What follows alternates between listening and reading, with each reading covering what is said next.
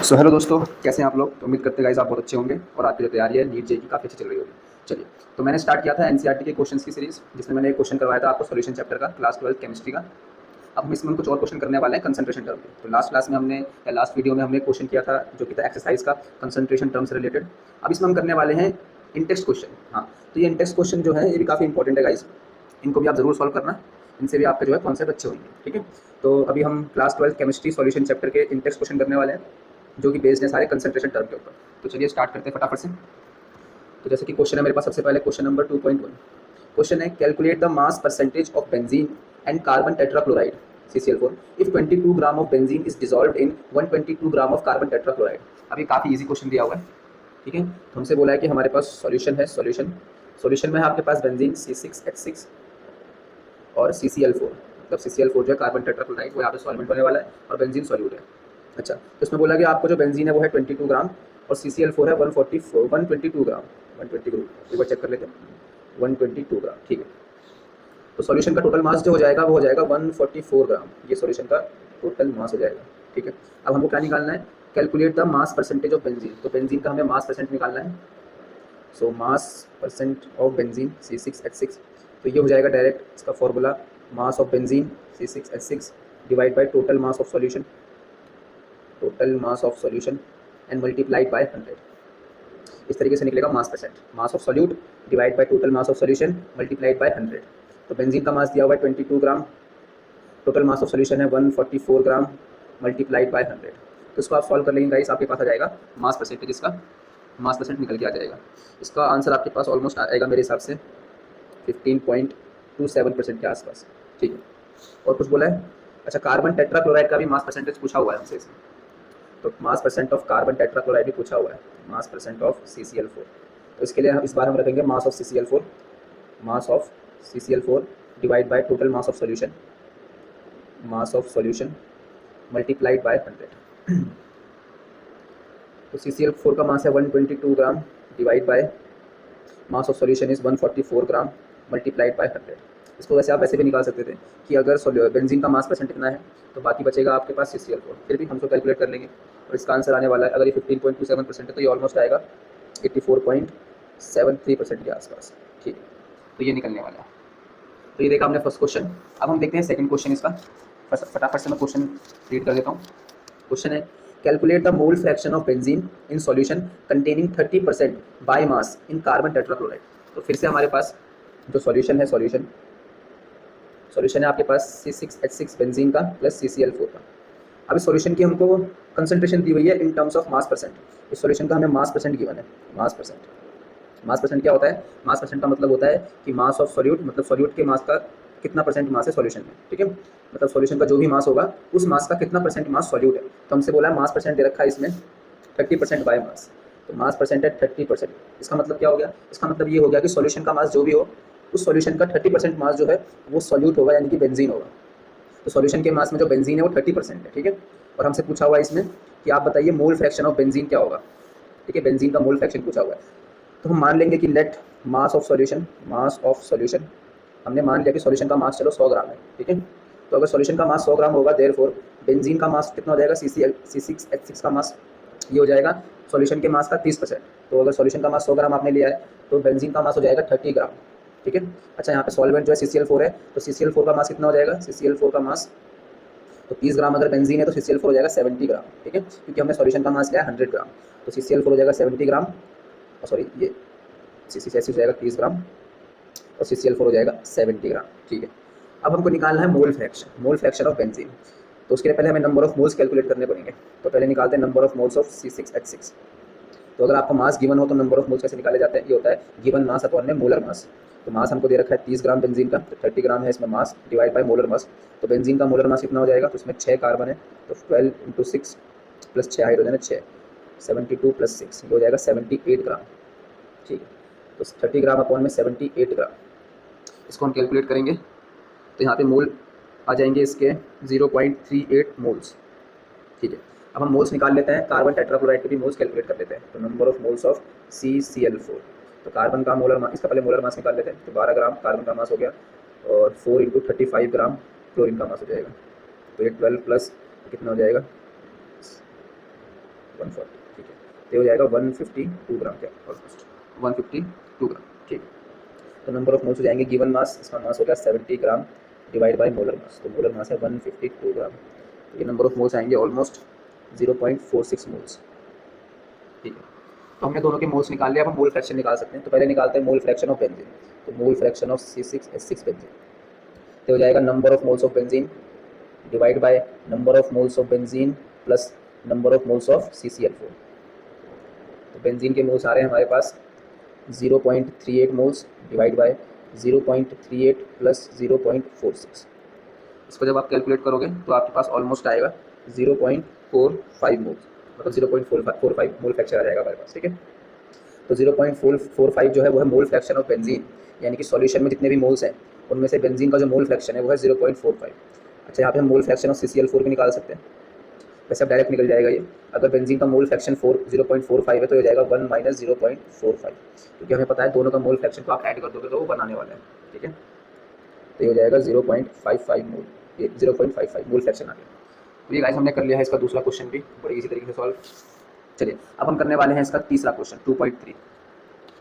Question पढ़ लेते हैं पहले फटाफट से। क्वेश्चन क्या है? क्वेश्चन है calculate the molarity of each of the following solutions. तो हमें दो क्वेश्चन दिए हुए हैं यहाँ पे, वो सॉल्व करना है। पहला क्या है? 30 gram of cobalt NO3 twice 6H2O in 4.3 litre of solution. तो पहला हमको दे रखा है कि 30 ग्राम ये सॉल्यूट दिया हुआ है जो कि 4.3 लीटर सॉल्यूशन में प्रेजेंट है, तो इसके हमें मोलैरिटी फाइंड करनी है सॉल्यूशन की।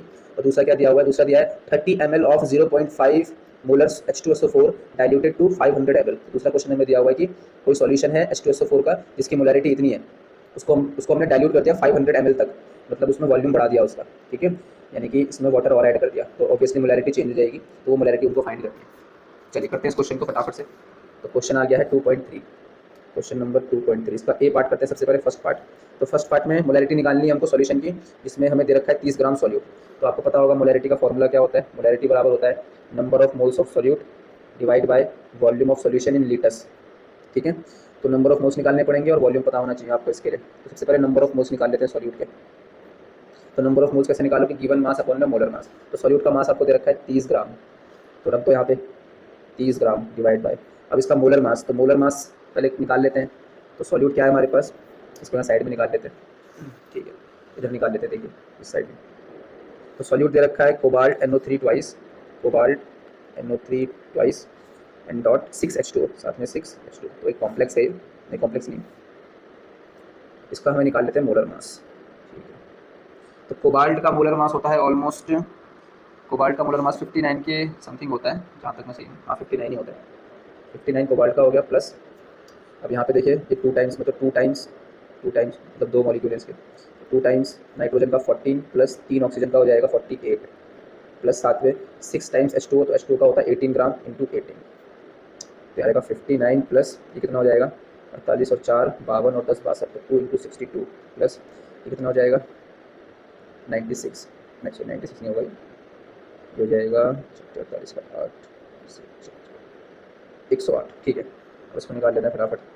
तो 59 प्लस ये हो जाएगा 124 प्लस 108, तो ये हमारे पास ऑलमोस्ट आने वाला है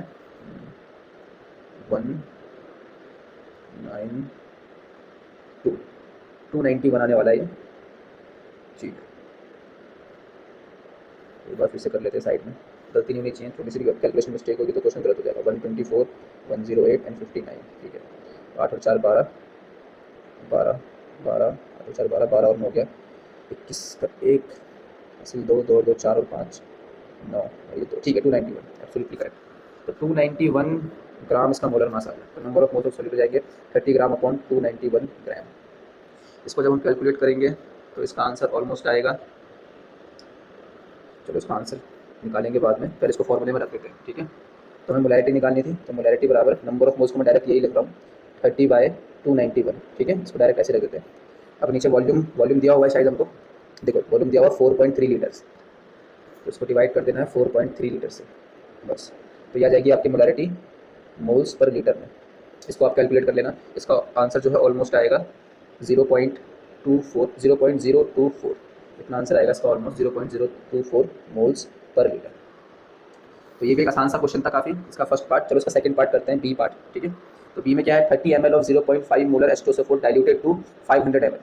तो हमको बताना अगर मैं डाइल्यूशन करूँगा, मतलब H2SO4 सॉल्यूशन है जिसकी मोलरिटी आपको 0.5 मोलर दे रखी है, ठीक है, फिर उसको डाइल्यूटेड कर दो, मतलब उसमें वाटर ऐड कर दो, उसमें और वाटर ऐड करोगे और उसका वॉल्यूम बना दो 500 ml। तो अब मोलरिटी कितनी हो जाएगी? तो इसमें एक बात ध्यान रखना, यहाँ पे सॉल्यूट के नंबर ऑफ मोल चेंज नहीं हो रहे हैं, केवल हम डाइल्यूशन कर रहे हैं, केवल वाटर ऐड कर रहे हैं, सॉल्वेंट ऐड कर रहे हैं, सॉल्यूट अभी भी उतना का उतना ही है, ध्यान रखना, ठीक है। तो एक डाटा हमको गिवन है, तो हमको दिया हुआ है बी पार्ट में, मोलरिटी हमको दी हुई है कितना 0.5 मोल्स पर लीटर, ठीक है। तो मोलरिटी हमें पता है क्या होता है, number of moles of solute divide by volume of solution in litres. तो हमें दिया हुआ है 0.5, तो यहाँ से नंबर ऑफ मोल्स निकल जाएंगे, तो number of moles of solute हो जाएंगे 0.5 इंटू वॉल्यूम। वॉल्यूम आपको दिया हुआ है देख लेते हैं 30 ग्राम 30 ml, ठीक है, 30 ml इसमें हमको वॉल्यूम दिया हुआ है, तो वॉल्यूम रख देंगे यहाँ पे 30/1000 लीटर में रखना होता है वॉल्यूम, तो ये रख दिया हमने 30/1000, ठीक है। अब सही है, यहाँ से कैंसिल हो गया, ये आ जाएगा आपका 0.03, तो 0.5 इंटू 0.03 ये हो गया 0.015।